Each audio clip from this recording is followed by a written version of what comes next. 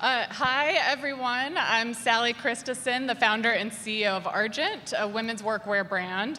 And this is our first live episode of Work Friends, a podcast for those who take their work, but not always themselves, seriously. So today on Work Friends, I am very excited because I'm joined by Breanna Stewart, forward for the New York Liberty, and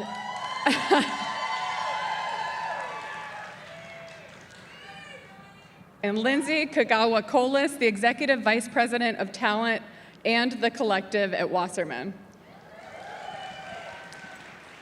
Stewie is a two-time WNBA MVP,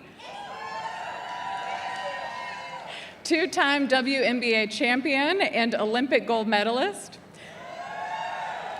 This is great energy. She's also the co-founder of Unrivaled, a women's professional basketball league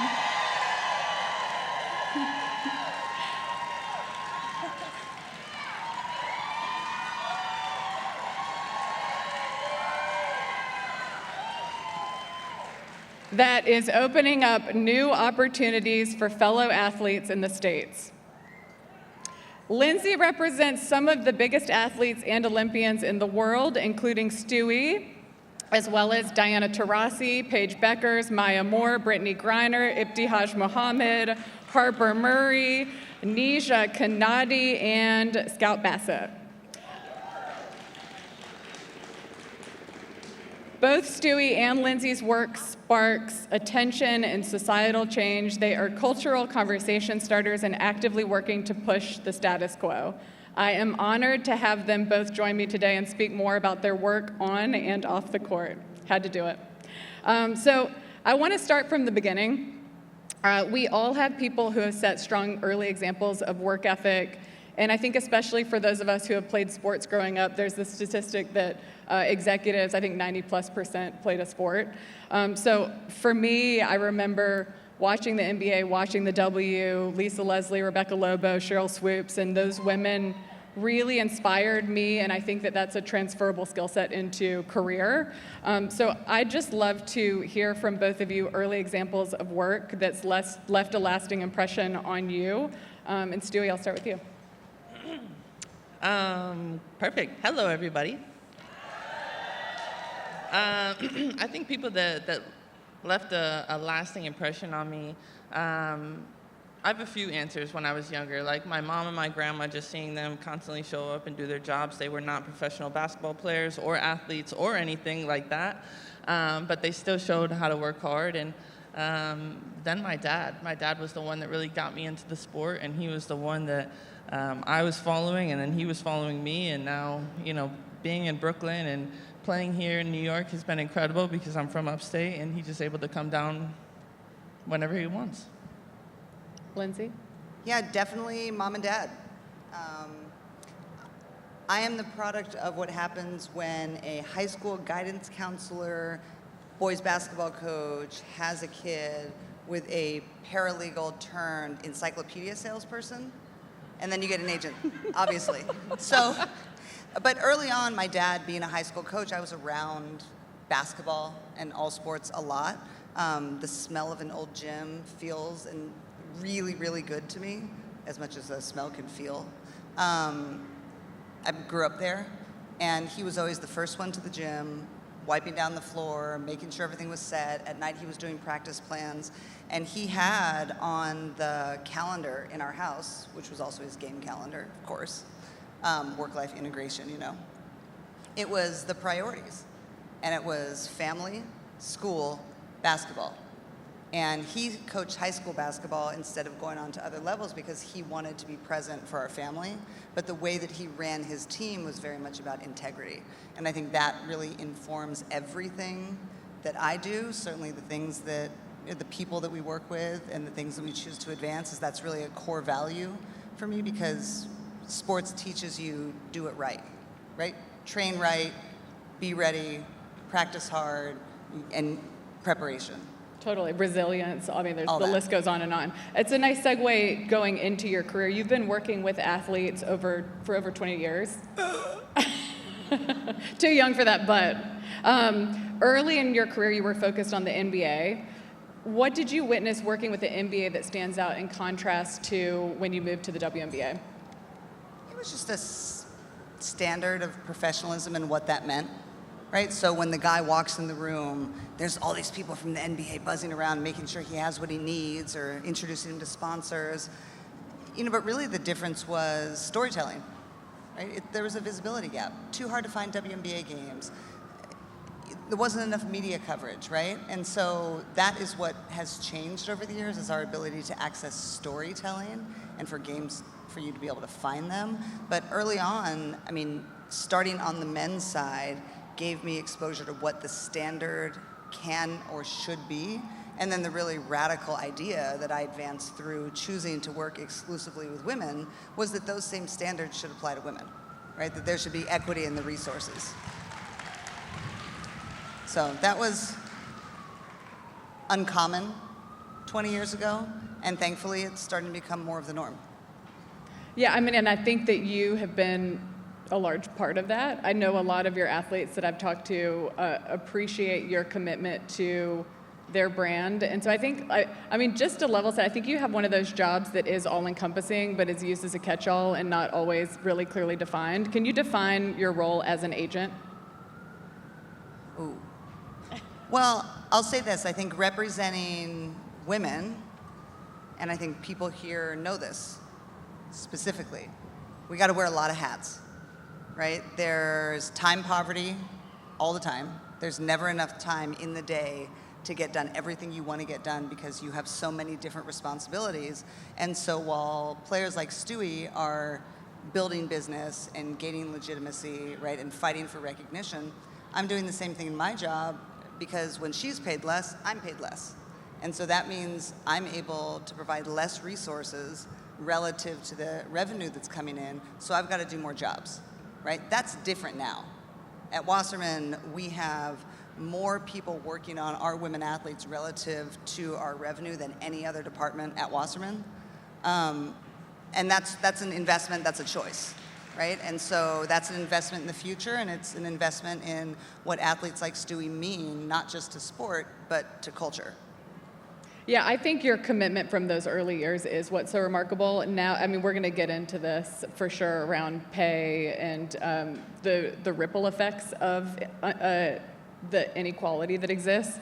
I'm going to switch over to you, Stewie. So you went from a star at UConn, #1 overall pick in the WNBA draft in 2016.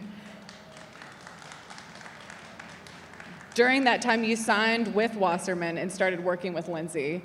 What guidance did you or your peers have for how to sign contracts, negotiate pay, at the start of your career? At the beginning of my career, it was like, I don't know, there's no NIL. You come out of college, you go to the WNBA, you sign with an agent. I signed with Lindsay. I'm making, $45,000 in the WNBA for my rookie contract. And as the #1 overall pick. Yeah, something like that, right? Yeah. Something. And then you go overseas. So I went to China. That's how my world worked in the beginning.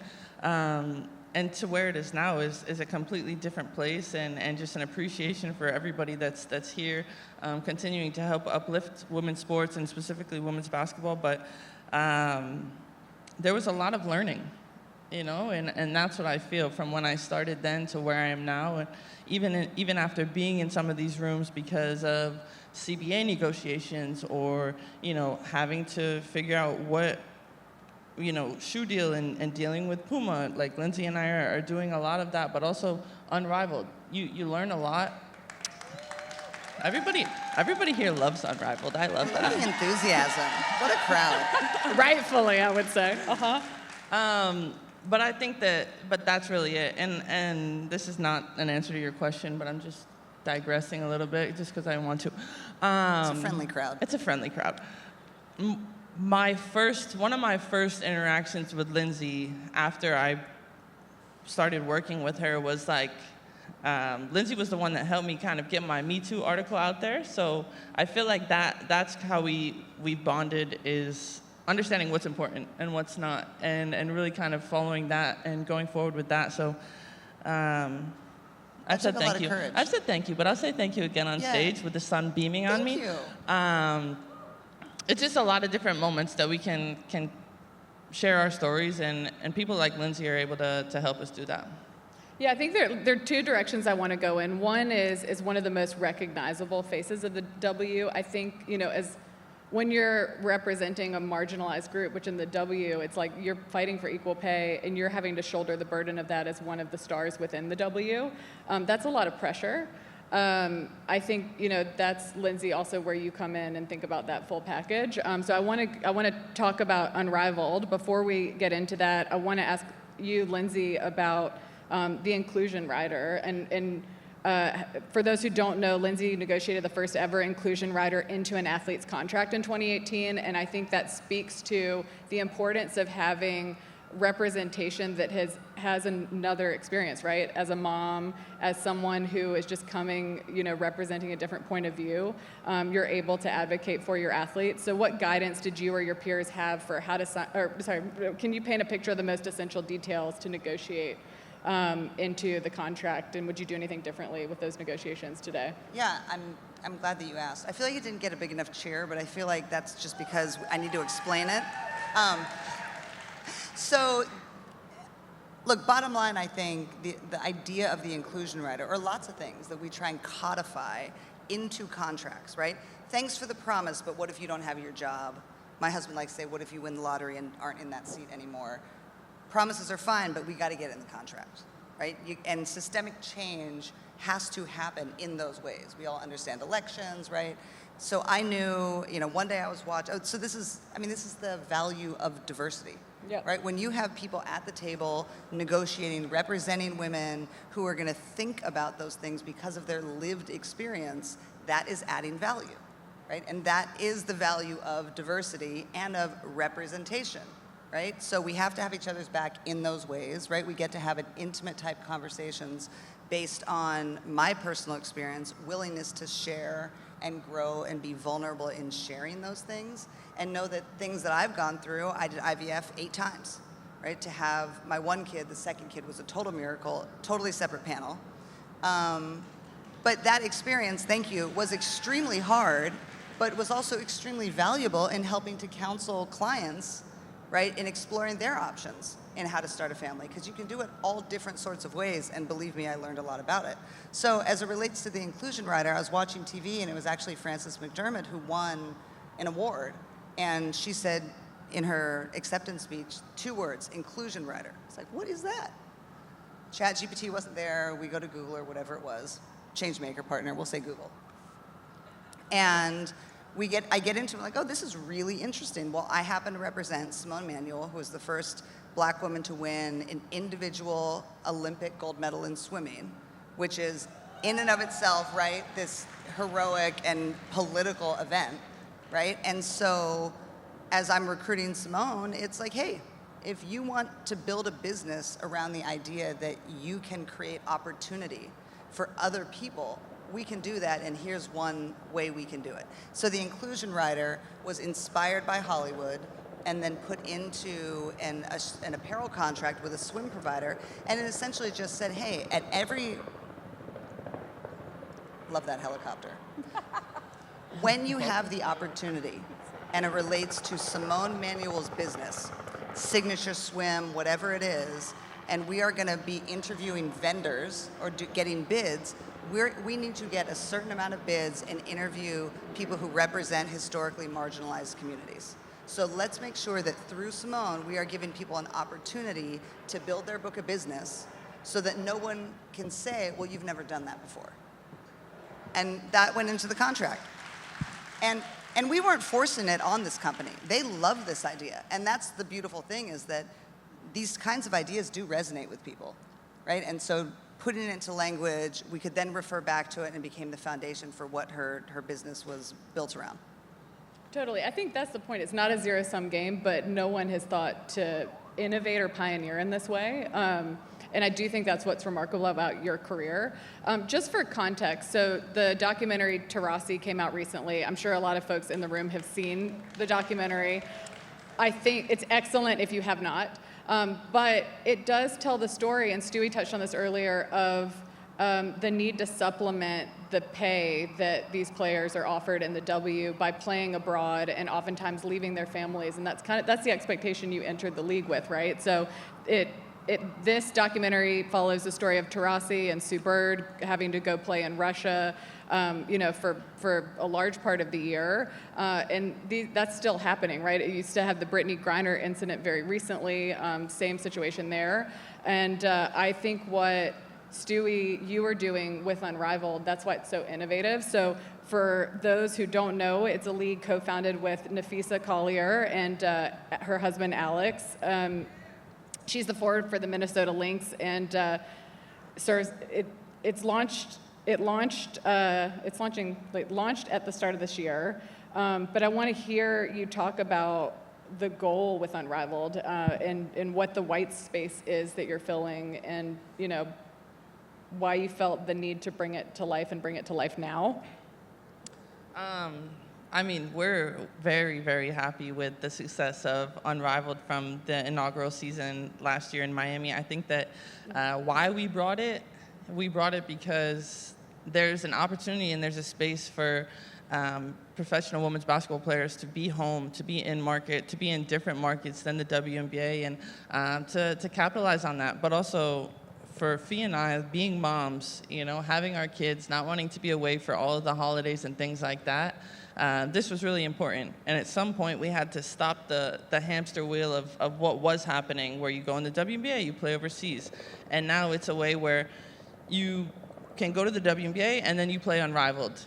And, excited to say that majority of the players playing in Unrivaled this season are making more than they make in a WNBA season, which is really exciting. And you know what? We're just gonna keep building off of it, because obviously there's a space. People want to come. You guys come to games, I hope, and we're gonna, like, changes that we're having from last year to this year. We're gonna have more seats. We're gonna have more teams, which means more players. We're gonna go to Philly. 4 teams are gonna go to Philly at the end of January, and we're just gonna compete. We're gonna have fun. We're gonna play hard and really represent our sport in the best way that we know how. In your mind, how does it ideally coexist with the W? In an ideal world, we do what we're doing. You play Unrivaled, then you'll have a 1-2 month gap where you can rest and recover your body, because it's important.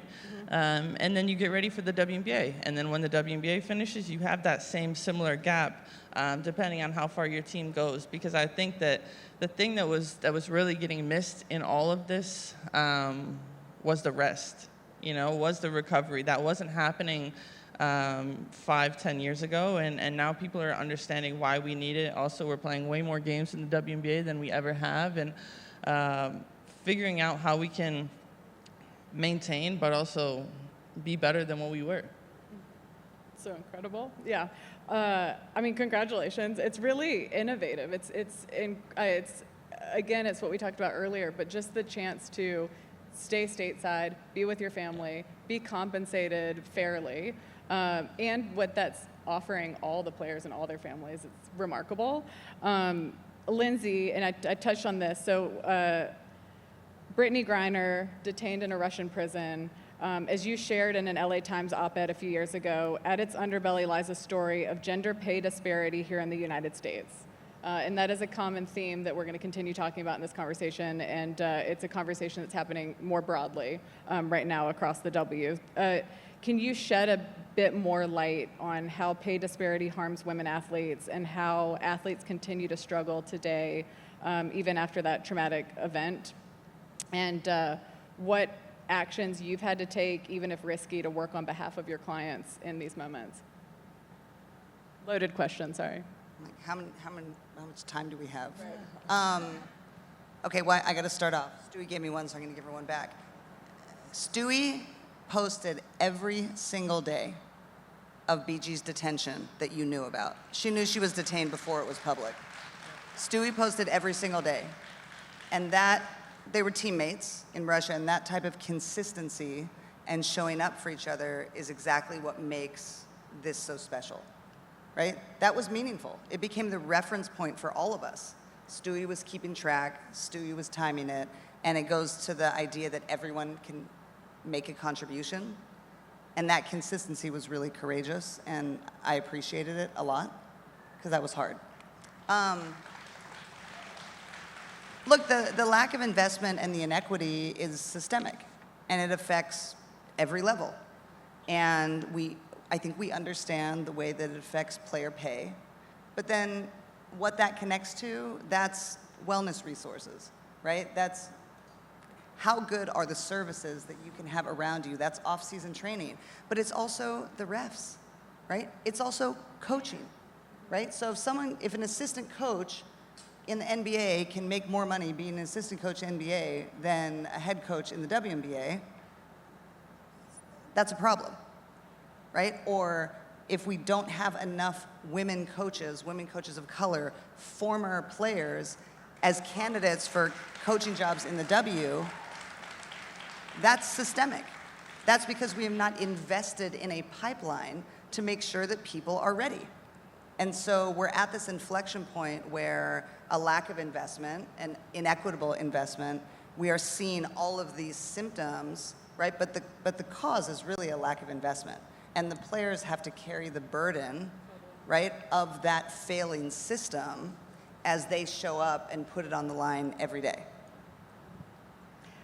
Stewie, I would be remiss not to ask about the statements that Nafisa Collier made about a week ago regarding WNBA Commissioner Kathy Engelbert and ongoing CBA negotiations.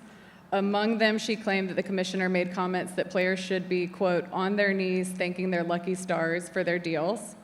And this is all despite WNBA players still not being paid equal to their male counterparts in the NBA, despite the catastrophic growth of the overarching business. So firstly, what was your reaction to Nafisa's statement?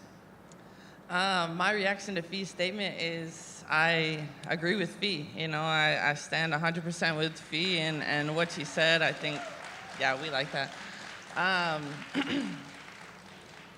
I don't know. I think it's hard to see that kind of interaction transpire, to hear about it, and then no, you still have to have negotiations and continue to be cordial across the table. So definitely agree with Fee.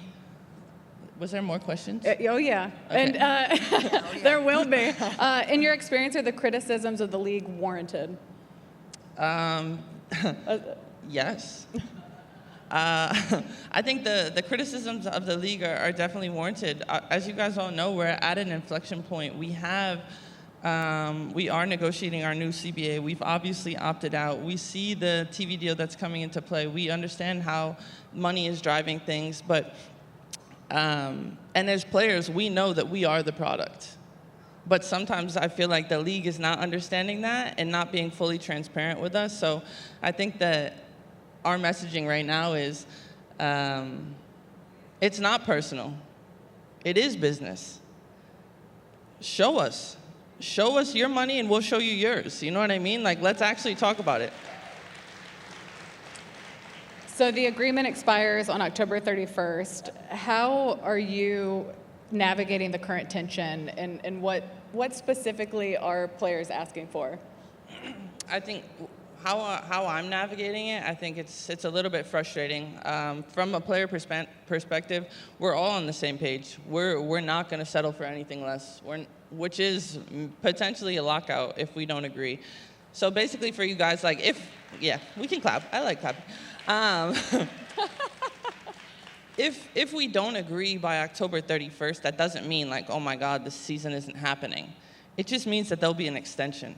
You know, we'll extend, and that means we'll have more days to talk about it. But there's just a lot of open-ended questions that we have that are never getting answered. For example, you guys remember the $75 million that was raised a few years back. Like, where did that money go? What did that go into? You know, because you're consistently and constantly undervaluing us as players and what we're negotiating and asking for as far as revenue share. But I feel like we're not getting, like, we're being an open book and they're not. Yeah. And without that level of transparency, there's going to be tough conversations to come, and I'll be at one tomorrow. We have a CBA meeting tomorrow that I'll be at. As a star in the league, how do you choose when to show up, how to show up? There's a lot of pressure with that, right? Like, there's a magic to that. And I think, Lindsay, too, you play a part in that as well. But there's certainly a strategy, I would imagine, to how you use your platform and your voice. I mean, I think that the way that I'm using my platform is I'm going to continue to uplift and amplify. I think that I know myself very well, and I know that I'm not going to settle for anything less. I'm not going to do anything that's less than what I deserve and what this league deserves, and making sure to just keep educating people on where we're at. You know, not everybody understands, or not everybody knows, like, revenue share and BRI and all those things, but it's a complicated process, and some things are good and then some things aren't. But the way that there's been a dramatic increase in money, viewership, attendance across the board and in the WNBA across all teams shows that there's a want and a desire for what we have here, and making the league want that too, I guess. Yeah, there's a great New York Times article that came out recently that has a nice graph to support this, and it basically shows the incredible skyrocketing business of the WNBA, and the player salaries just stay pretty stagnant within that. Lindsay, you're navigating this in a different way, and I think that your role is often, in these behind-the-scenes conversations, both with the players, but also with the executives of the league, the commissioner, et cetera. What does this conversation look like for you? My job is to represent players, right? And to truly understand what is important to them, but also be able to see around the corner, right? And if you're talking about strategy, you have to see the whole chessboard. Right, so I think my role is to come in and make sure that we're having conversations about what the right questions are to ask, and understanding what assumptions we're making. I was just in the car on the way here talking to a GM of a team, just getting her point of view, right, on what's happening and understanding what teams are saying. Because in the end, it's not personal, because everybody who's in this is making an investment, right? I have yet to commission on a WNBA contract. And no one needs to feel sorry for me. That's not what that is. It is, we have all been invested in growing this league. Players have been invested because, you mentioned the Taurasi documentary, Stewie could have made a lot more money playing exclusively in Europe this entire time. Mm-hmm. I mean, that is a fact. She chose not to, and it's why I don't commission, to play in the WNBA, to build the business as a legacy and as something for the people who come next. For the players you see today, for Paige Beckers, right, to earn so disproportionately less than she should, right, but to understand the people who have sacrificed and built this league for them. And that's something Stewie talks about a lot too, right, pension for players. That's something the women care a lot about. The women care a lot about making sure the players who came before them, not just the Dianas, right, but the Cynthia Coopers and Cheryl Swoops and the people who really, truly built this league, right, and who did not get to reap the rewards that you see the potential in today. Players today are very, very concerned with making sure that alumni players get their due, right? So things like that are also on the table. And so the elements that are personal here is that people are showing up and a lot of people are doing really, really good work. But I think needing a recognition of everyone's place in the partnership, because that's really what this is, right? If you don't feel a part of the upside, you don't feel like a real partner. And I think what the players are asking for is a recognition of their investment. And maybe that's not writing a check for a piece of equity, but it's a lot of sweat equity, right? It's a lot of inspiration equity. It's a lot of time that they've spent growing this thing too. And I think it's not just fair. I think that what's good for the players is good for the business. And we should want them to participate in that, because we all know that we're incentivized when we own it too. Yeah, I mean, not to gloss over the WNBA has had. I can speak from my experience going to Liberty games. In the last few years, you can see the change. I mean, year over year, it's like it's always a special environment. But you go now, and every seat is filled. Merch sales are through the roof, right? Everything through the roof. The players are delivering such an undeniably excellent product. It's a really exciting time, and the fan base is there. My question is, what can we all do as fans and as supporters of the players? How do we show up to make sure that the players are treated fairly? Because we all want that, right? That's you. I think what we can all do, what you guys can do, is continue to show how invested you are in the players. Obviously the teams, and we appreciate you coming to support us, but if people have specific things going on or their own, oh, cool, a drone. Their own separate brands. For example, I started Stewie's World, and I created these Stew York hats that I sold out in like 3 minutes, which I wasn't expecting to do. I see one right there, actually. Every player has something like that where they're passionate about it. So a way to stay involved and to stay invested is to follow that passion too, or find the one that you have a similar interest in. And I didn't just bring my bag up here for just because. I have a present for you. For me? Yeah. What? Yeah. So that's why I had to bring the bag. I had to give you a Stew York hat. Oh my goodness! I mean, thank you. Wow. This is incredible. It's Sally's a perfect. big Liberty it's perfect fan. for the sun. Oh my goodness, thank Sally you. loves the sports. I mean, I love sports, truly. This is like the best moment of my life.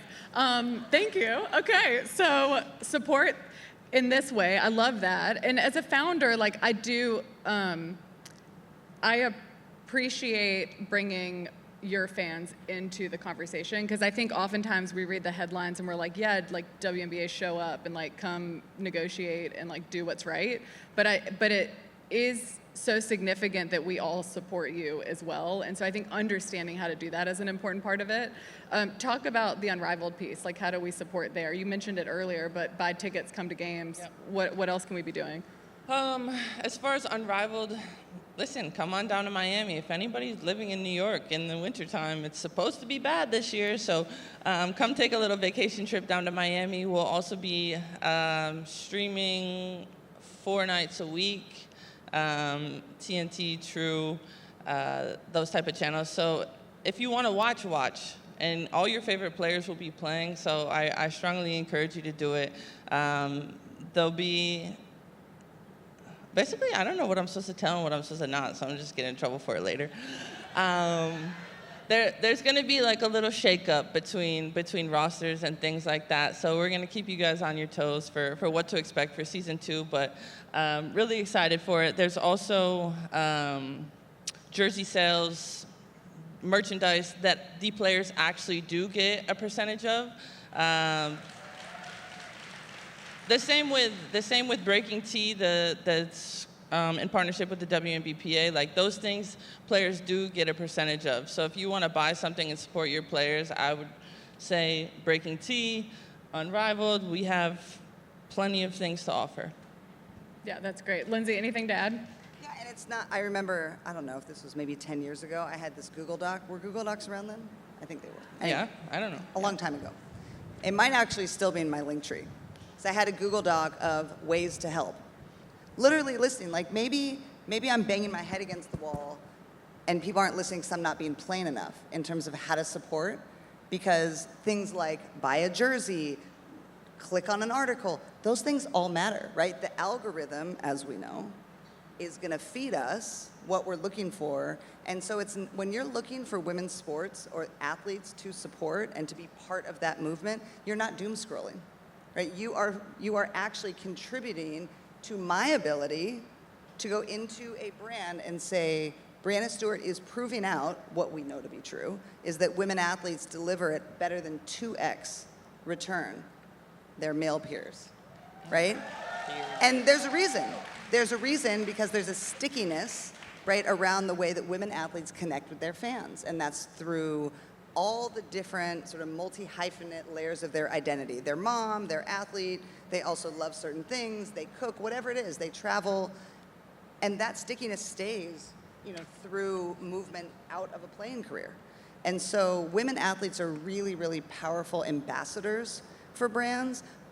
And so whether you're spending money to buy, Stewie's Etsy charm bracelet, Zoom, or you're just reading an article, that matters. Because when you read that article, it's going to get bumped up. I did a thing 15 years ago where I was just scrolling, not to be named, sports media property. And I would literally every day see how long it took me to get down to an article about the WNBA. And they were their media partner. And it was a long time. And then we wonder why people said it was hard to be a fan. Well, you couldn't find the writing. So now you can. It's easier to find, go find it, click on it, engage, and that actually helps women athletes. I love this crowd. Do you feel like brands have been leading the way on compensating athletes? I think brands are always leading with the bottom line, right? And they see the opportunity. And so I do feel like that's where a lot of athletes are making their money. Women athletes make the majority of their money in endorsement income. And now we're at that inflection point where hopefully it trickles into the business of the league, right? Mm-hmm. There's really no question there. Just a statement. I want to ask just advice from both of you to close out, and then I'm going to do a quick round of would you rathers. But advice for players entering the league now, because there has been this,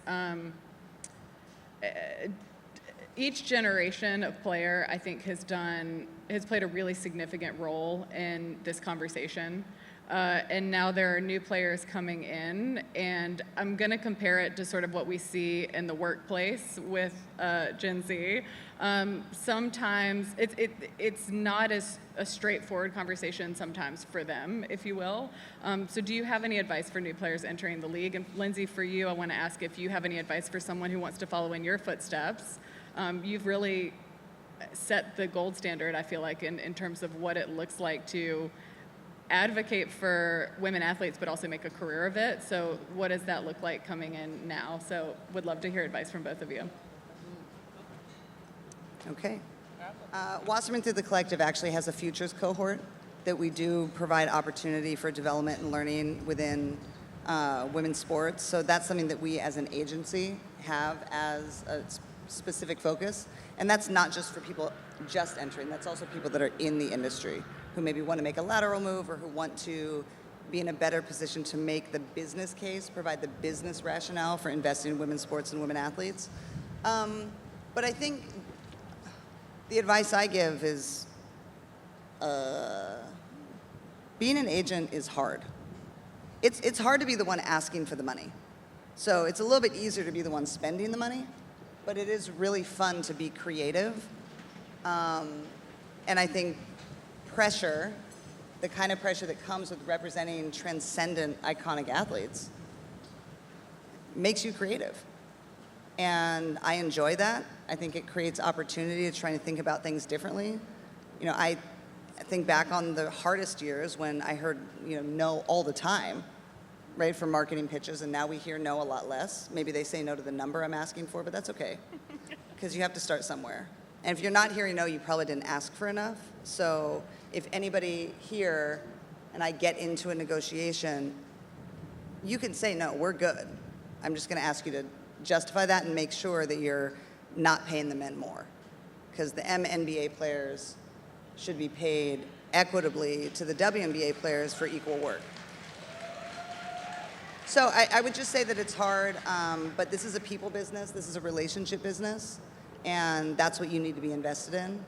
And when you have integrity and when you hustle and you're the person who can get stuff done, that's going to get you somewhere. But I know the big thing for Gen Z is the why.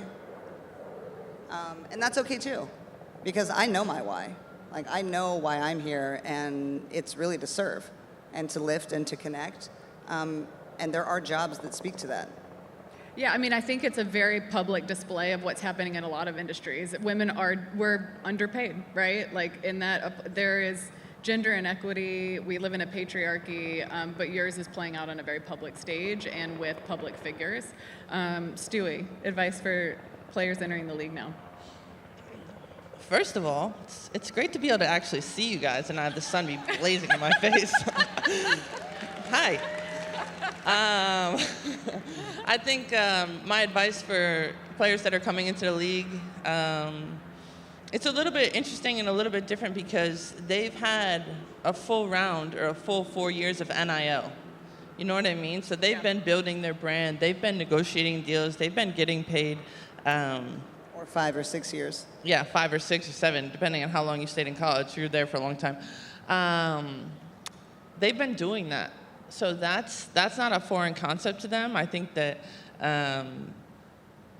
just kind of making sure that they continue that you don't settle for anything less, but then you also know that you're coming into a league that's the best of the best. And unfortunately, it is like survival of the fittest because there are not enough roster spots, and we will have 2 more teams being added. But make sure that you're doing it on and off the court, because I think that's the thing is sometimes you see it off the court and you don't see it as much on. When you come to the next level, you have to be well-rounded in all of it and really make sure that you know what is your main thing, and only you can decide that.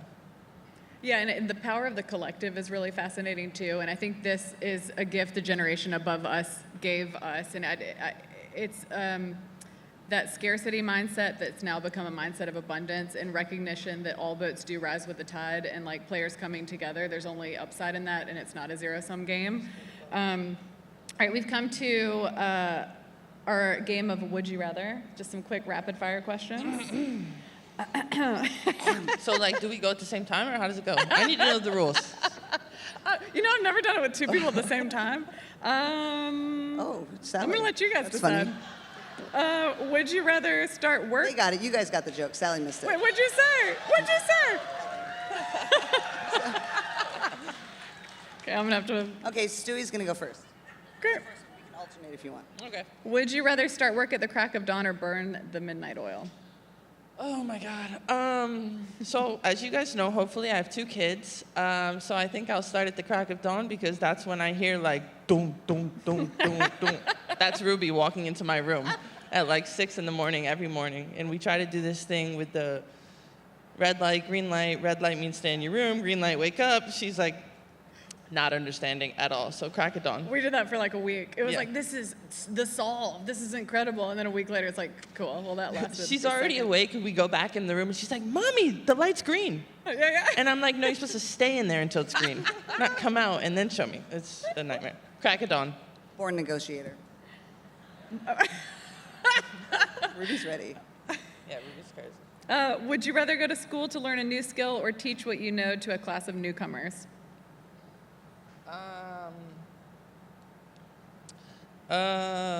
Basketball wise, like I don't want to learn a new sport, even though I am a little bit interested in pickleball. I'll teach what I know to the newcomers, to the next generation. Great. You didn't answer the last one, did you? Okay, so I have to answer 2. Answer 2. Yeah. I'm a better writer. I think midnight oil. But I think I'm less afraid of my children waking up at that point, because in the morning it's like, oh my God, when are they going to wake up and disturb my flow? But I have to remember to do the send later so that I don't inundate my team with 45 emails at 3 o'clock a.m. Eastern time. So Also- let me answer the first question. Yeah, I also want to know, go back to school to learn a new skill or teach what you know to a class of newcomers? I'm going to say learn a new skill because I feel like that's Basketball, if you will. And Yeah. what skill? Piano. Okay. Growing up playing the clarinet, I have found does not do a lot in my adult life. I blame my parents. Like the reed instrument is just not like super sexy. It doesn't happen in the like hotel lobby. So, and I'm Japanese, and I feel like culturally I should have been forced to play the piano. This is supposed to be rapid fire. Sorry. They were like looking for the reasons. I'm sorry, I don't get the game. No, I get it. The why. They're looking for the why. Would you rather accidentally mark every email in your inbox as read or have your calendar get wiped?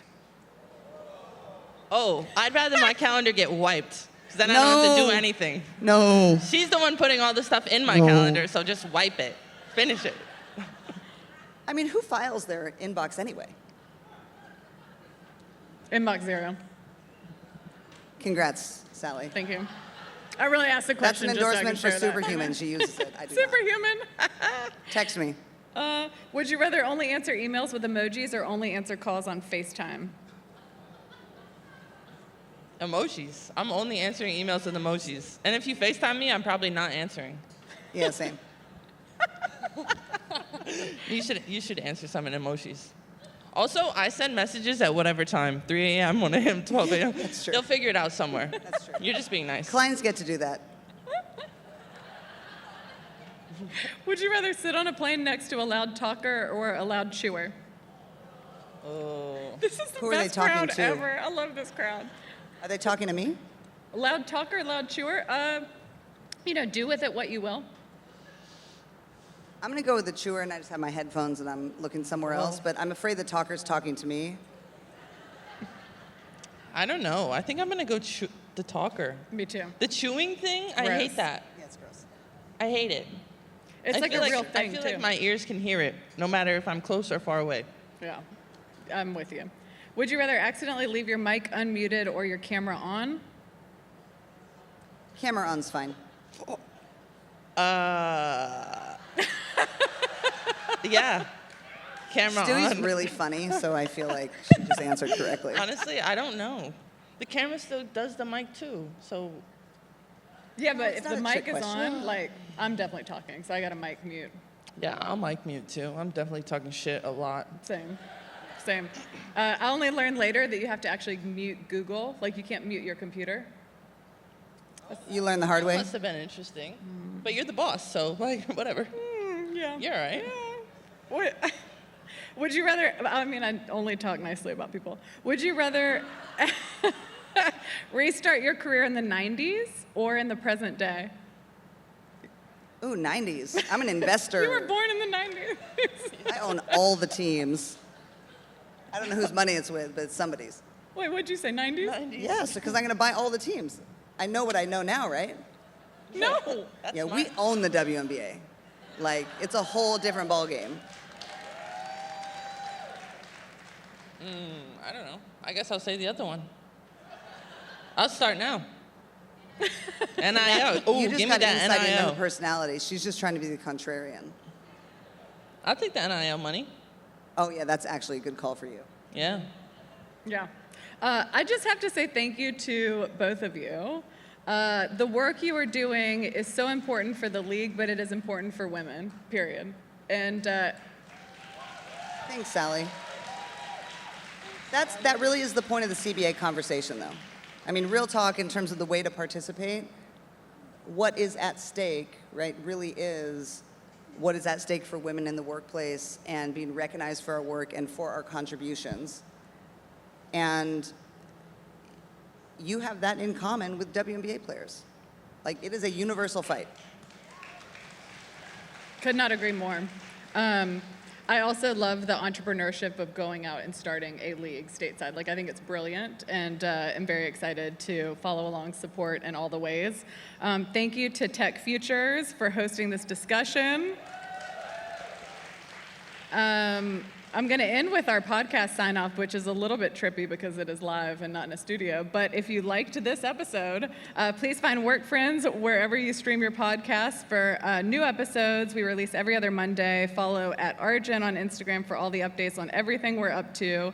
Enjoy the rest of the summit. I'm going to ask if you guys have any closing remarks or anything we missed that you want to hit on. My closing remark is thank you guys. Shout out to Sally, because she sent this suit to my house literally at 1 o'clock. But it's always great to do things in New York City, so it's great being here and talking to you guys now. Thanks for having me. Argent suits have pockets. Thanks, everyone. Have a great Thanks, rest of Sally. your evening. Thanks for coming, and Thanks, thank you both. Sally.